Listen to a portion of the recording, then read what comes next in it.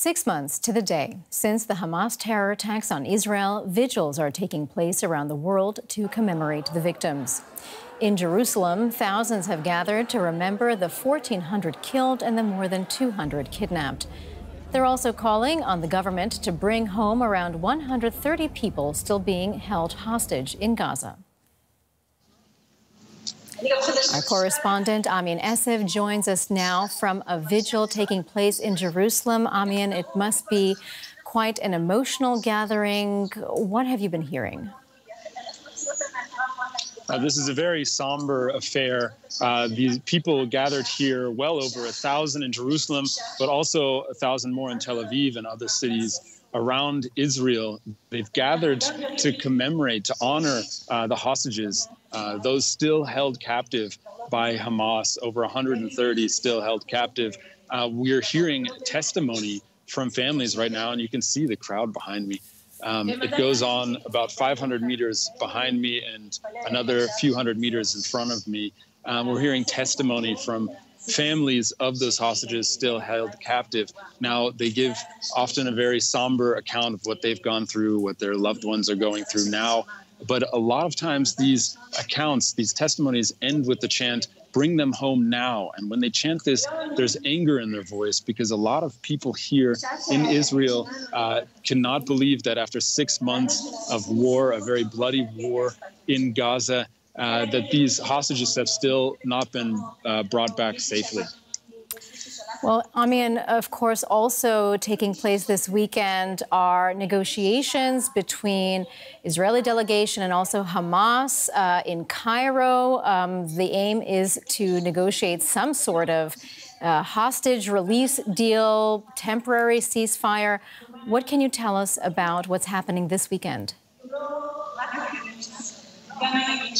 Well, the hostage negotiations are going to take place. Israel is actually going to send a delegation, which is not a given. There have been several occasions where Israel did not send a delegation to these talks in Cairo. But some Israeli officials have warned that by sending a delegation, they might get up the hopes to raise the hopes of hostages, families without returning anything. That's because a lot of people, a lot of officials in Israel don't believe that if Hamas's demands remain the same, that there's any chance of a deal. Netanyahu has been very clear that if Hamas continues to demand that troops are withdrawn completely from Gaza before any hostage deal goes through, before any release of Israeli hostages, that he would not agree to that. So there's some hope now that Israeli delegation is going to Cairo, that some breakthrough might happen, but a lot of people still don't have hope that anything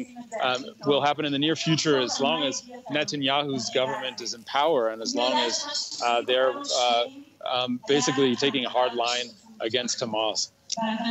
That was our correspondent, Amien Esef, in Jerusalem. Amien, thank you so much for your reporting. Joining us now is Alon Gat.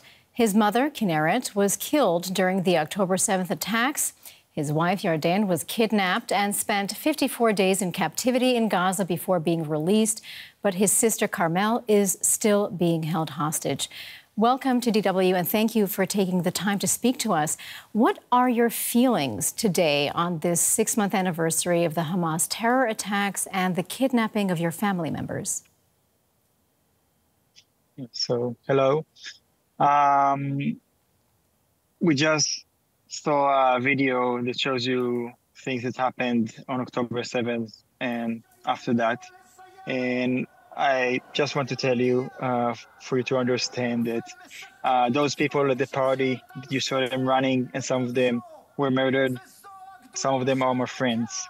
The missiles that been shot at Israel in the last 10 years, this is missiles that were pointed at my family, at me, and at me for many years when I lived in Kibbutz Be'eri until October 7th. And the people that were kidnapped, this is myself as well, with my daughter, 3 years old, Geffen, that was kidnapped with me and with my wife, Yarden, and with my sister, Carmel, and with my mother, Kinneret, that my mother, Kinneret, was murdered in the kibbutz, and my sister Carmel was kidnapped to Gaza.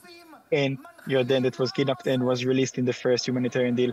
So those images that you see, it's not just random people. This is my family. This is friends of mine, and this is what you need to understand. It's much more complex and much more.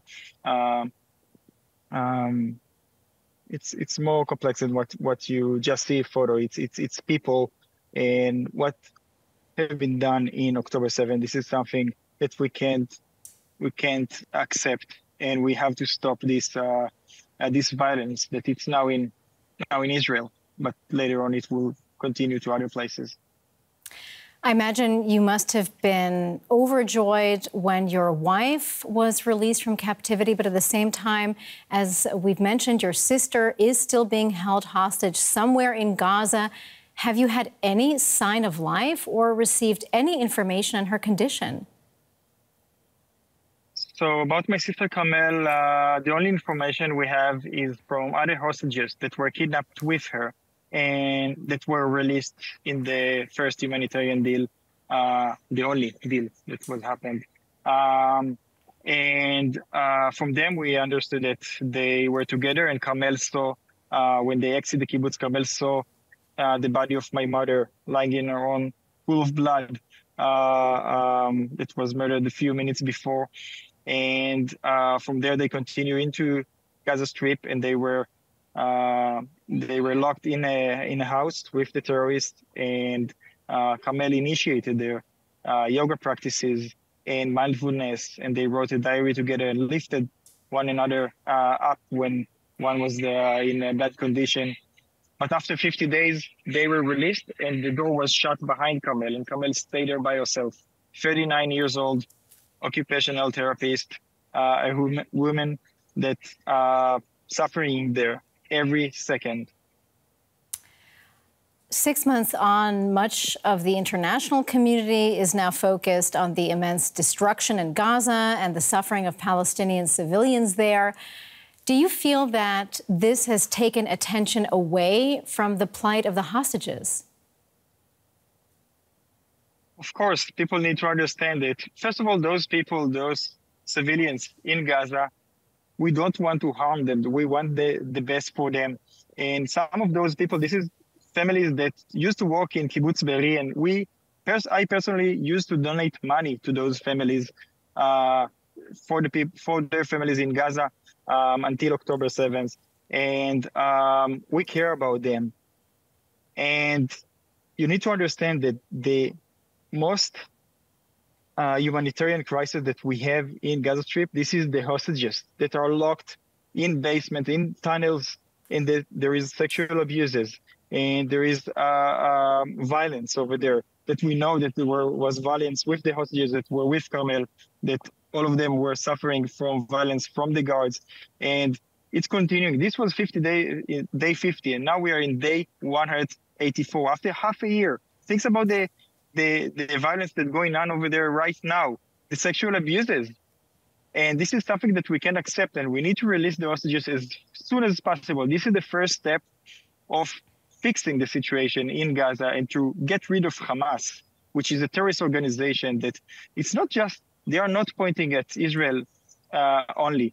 They told Yarden that she was in captivity. They told her that Israel was only the beginning and the rest of the Western wall is next.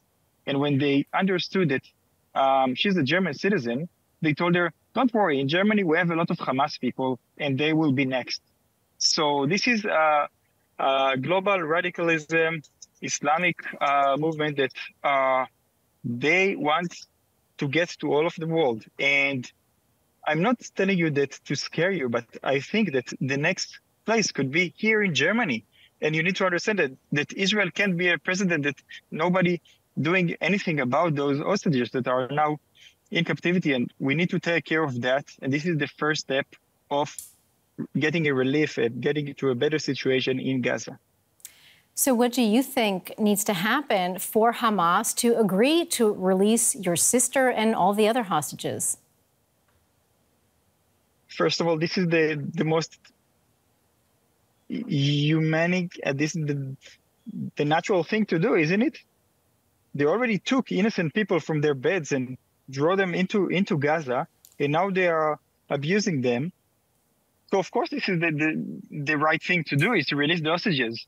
And what we are Israel is going to give in return, terrorists that murdered people in Israel. This is the people that we are going to release and bring instead of those hostages that are innocent people. And this is the situation that now we don't have other choice to agree on, because they are holding our beloved ones. That was Alon Gat, a family member of hostages still being held in Gaza. Thank you so much for your time, and all the best for your family. If I can add one more thing. Yes? Yeah, go ahead. I just want to say that we are feeling the support here in Germany from the German people and from the government. We are feeling the support towards Israel, and we are so appreciated for that. And I'm urging you to keep this support and helping us in releasing the hostages. And that means to press Hamas and to provoke Hamas on his acts. All right, Alon Gat, many thanks again for your time. Thank you. And now many Israelis are questioning their government, staging mass rallies Saturday urging a deal to release Hamas-held hostages and calling for new elections. Tens of thousands block the streets in Tel Aviv and across Israel. Their anger pointed directly at the country's leaders. Demonstrations against Prime Minister Benjamin Netanyahu and his right-wing government were common before the war and flared back up as the conflict dragged on. A call for fresh elections growing louder and more urgent.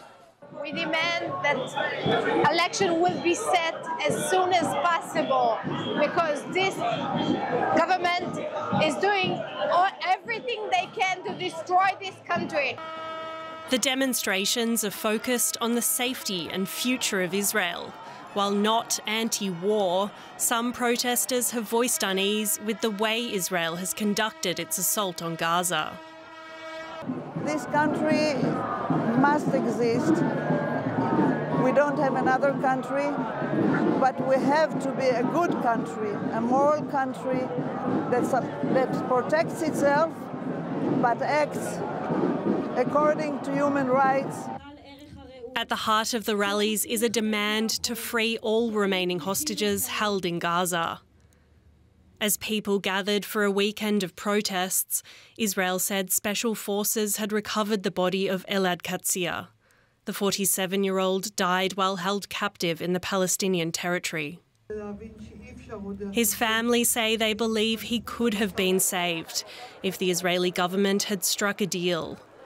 The families of other hostages hope that it's not too late for Israel to change tack and save their loved ones.